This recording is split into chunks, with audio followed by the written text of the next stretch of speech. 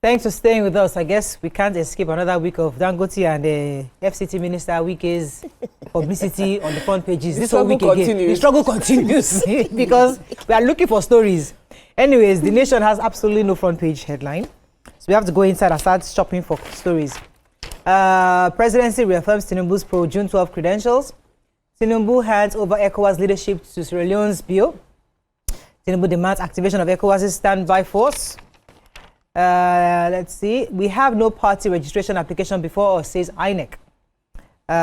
Which other story? Borno suicide bombing. Tinubu orders security agencies to crush Boko Haram.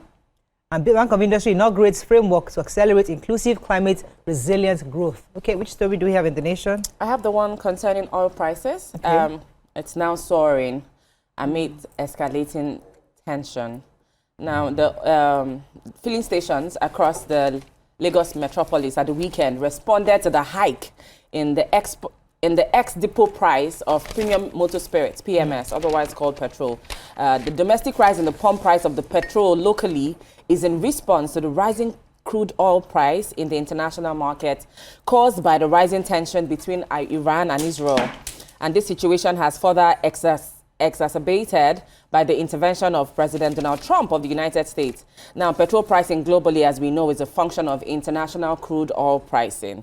On Friday, Dangote Refinery had adjusted its ex-depot petrol price from 825 naira per litre to 880 naira, representing an increase of 55 naira per litre. Now, this change in price was swiftly responded to as members of the Major Energy Marketers Association of Nigeria, MIMAN, the Independent Marketers Association of Nigeria, IPMAN, and other NNPC retail outlets also adjusted their meters. Now, before the hike by Dangote Refinery, NNPC retail outlets were selling at 870 per litre, but now sell at 910 per litre. And we're also told that we can expect that the commodity will become or get more bullish this week as the outcome of the Israel-Iran war will dictate further price movements. This is a bit of a scary thing, especially with the fact that it seems that the United States president is now taking action.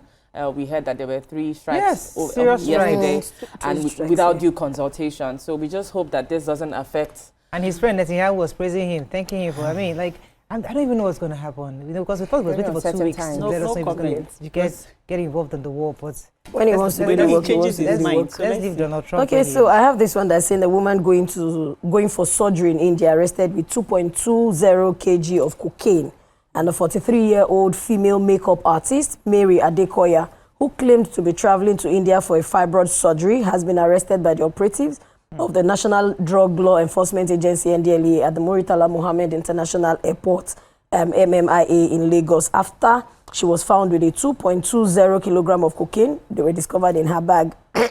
And the Director for Media and Advocacy, NDLEA, headquarters in Abuja, Femi Babafemi, said the suspect was arrested on Monday based on credible intelligence.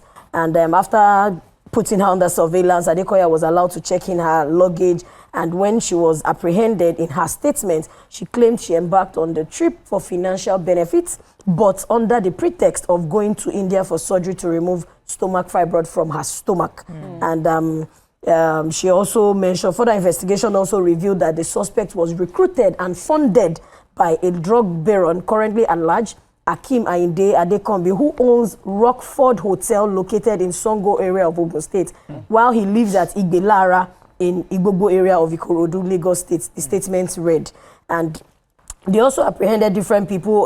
They also had the courier they uncovered of 850 grams of cocaine concealed in cloth hangers going to Australia. They had another one from concealed in female attires, female dresses, that one going to Bahrain. And it just shows that no matter what it is, if the government really wants to apprehend you, they will get you. But intelligence report also says that those people that give it to you, how are you not sure they are the same ones who cross you and leave your information to the officials? I'm happy that NDLEA is working. Let us even celebrate the Nigerian government. They are doing well. Because these are really becoming very innovative. And very creative in what they are doing. And the managing director of Bank of Industry, Dr. Olashopo Olusi, said yesterday that they have actually they inaugurated a framework, a sustainable finance framework, which is going to be a strategic blueprint that reaffirms the bank's commitment to driving responsible and inclusive, environmentally sustainable growth across Nigeria.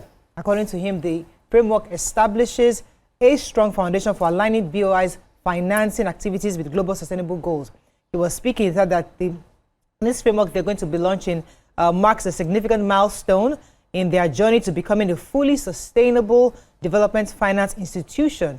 Dr. Lucio further added that it reflects their strategic intent to financing enterprises that deliver both economic values and measurable social and environmental benefits. This is really good because environmental issues, sustainable growth is key, and a lot of young people are actually getting involved in that sector. So knowing the Bank of Industry has put together a framework to support these industries is quite encouraging. So in supporting the United Nations Sustainable Goals, Bank of Industry obviously is putting together a framework to help build the economy. So Nigerians in that sector, I know that Mariam Longe also is in that sector. It's been good for them to come up ideas to see how they can use that opportunity for growth. Okay, so as opposed to words on the street, INEC has finally come out to clear the air that no group has applied for registration as a political party. Okay. You know, the electoral umpire insists that associations seeking to be registered as political parties must follow laid down guidelines and abide by the legal and administrative requirements for registration. Admitting that over 100 associations are in the queue, the Commission said that none of them has submitted a formal application yet. The National Commissioner and Chairman of Information and Voter Education Committee, Mr. Sam Olumekun, told the nation that what INEC has received so far are letters of intent and not formal applications. Because they know that the media space has been awash with the request by the All Democratic Alliance, ADA, for registration as a political party ahead of the 2027 elections. Yes, and this ADA is being promoted by the former Vice President Atiku Abubakar, the former governor of Kaduna, El Rufai, and Rotimi Amechi, former governor of Rivers State. So according to Mr. Sam, the first stage is to submit a letter of intent wishing to be registered, and then a follow-up of the formal applications by filling the form. So they went ahead to, you know, give the INEC regulations and guidelines for registration for new political parties.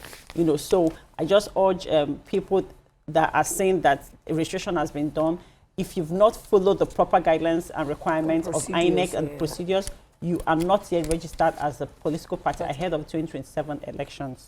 Okay, moving on quickly now to the Punch. Pastoral crisis. 11 states embrace FG's ranching plan as killing surge. Find other stories in there. 2 die by hanging for killing groom's friends. Lightning strikes kill 32 cows worth 100 million naira in Ogun. Police arrest man for death of 21-year-old Edo girl. Driver arrested as truck kills one in Lagos. And community mourns as another Nigerian dies in India. Okay, I'm not sure which other story we have, but let's take one story for the break. Who has? Yeah, I have a story that says that the Lagos intensifies housing fee regulation meets CDAs. Okay. And this is saying that the Lagos State Real Estate Regulation Authority has met with the leadership of community development associations and communities in the 57 local government and local council development areas. The move is in bid to tackle the rising cost of housing transactions and the built environment of Lagos, following the previous meetings that the agency with the chairman of the various local governments had last week. And in this report, the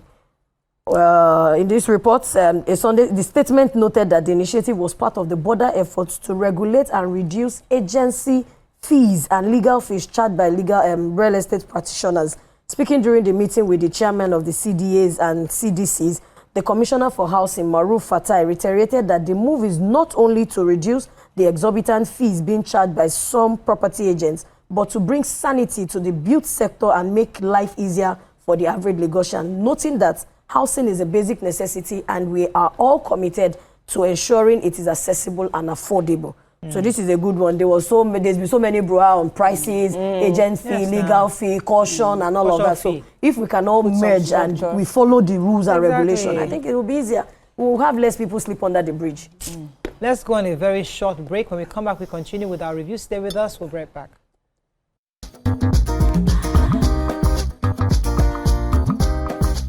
Stay tuned. Your view